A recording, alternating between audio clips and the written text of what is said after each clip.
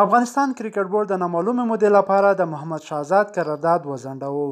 د افغانستان کرکټ بورډ د ملي لوبډلې لوبغاړي محمد شهزاد قرارداد د دغه ادارې له اصولو د پرله پسې سرغړونو له امله د نامعلومې مودې لپاره وځنډاوه.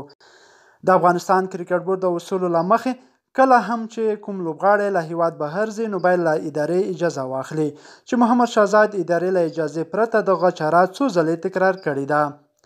دغه راز محمد شهزاد له دې وړاندې هم دې ته ورته سرغړونې کړې چې د ادارې ډیسپلین یا انضباطي کمیټې له لوري ترې د پوښتنو او ګرویږنو غوښتنه شوې چې نوموړی ورته نه دی حاضر.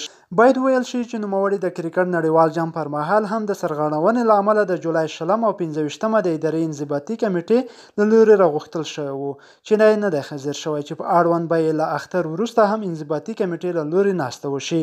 قضیه به یې د څېړل کیږي او وروستي جزئیات به یې له ټولو هیوادوالو سره شریک شي. د یادونې وړ ده چې اوس مهال په هیواد کې د کرکټ لوبغاړو لپاره د تمریناتو په ډګر کې هر ډول اسانتیاوې رامنځته شوي او لوبغاړي اړتیا نه لري چې د تمریناتو په موخه نورو هیوادونو ته ولاړ شي.